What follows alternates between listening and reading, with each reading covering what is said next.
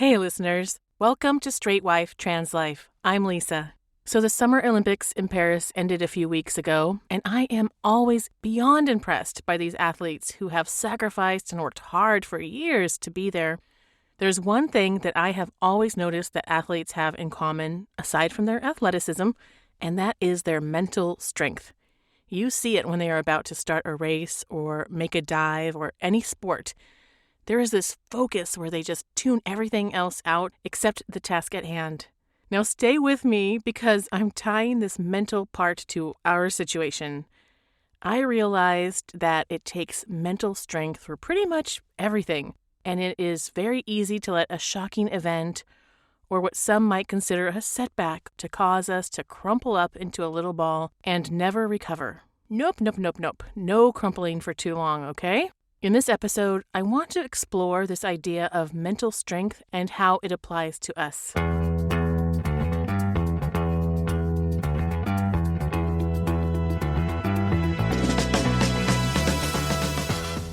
Thinking about the Paris Olympics reminded me of an article I read a few months ago about 7 things mentally strong people never do. It was a CNBC newsletter I subscribed to, so it was a business-focused article. It's by someone who trains mentally strong people and does public speaking, and I will link the article.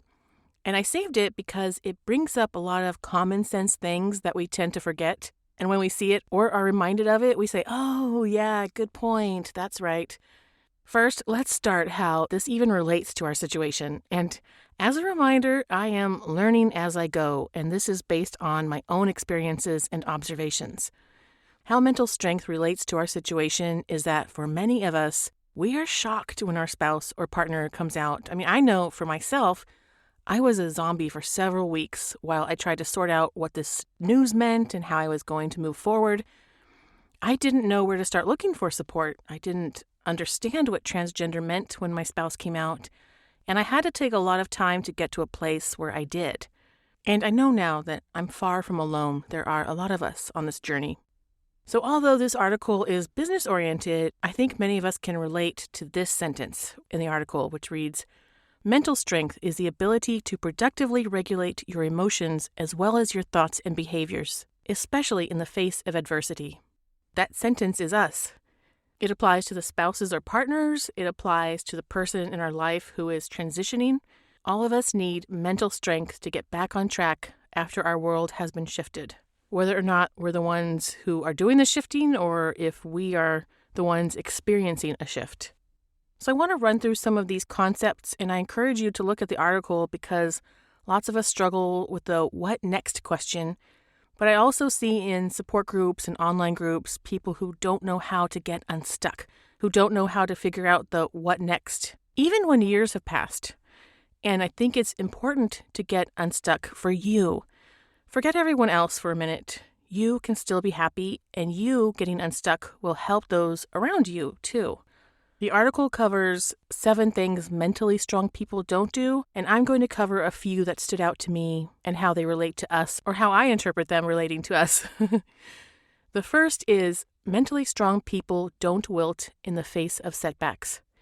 Reading this verbatim, they look for opportunities to learn and grow when facing adversity, and stay focused on the best way forward. Sure, it might take some time to recover from the shock of our spouse or partner coming out, but then you pick yourself up, dust yourself off, find counseling or therapy or support, and figure out how you want to move forward one step at a time. I've said this before, but don't rush your decisions. Take the time you need to figure out if you want to stay with your spouse or partner, if you want to support them, but maybe not while under the same roof. Talk to your partner. Be honest. And if you think, I can't talk to my partner, then that might be the sign that you need to understand, hey, I need to go. We can't even communicate. Next, mentally strong people don't get caught up in the static trap.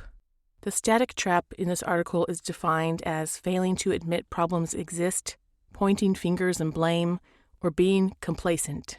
In other words, mentally strong people will skip all of these and tackle the issues head on, even when it's hard work. There's a theme here between not wilting and not getting caught in static traps. And the theme that I see is face the issue and work through it. grow from it.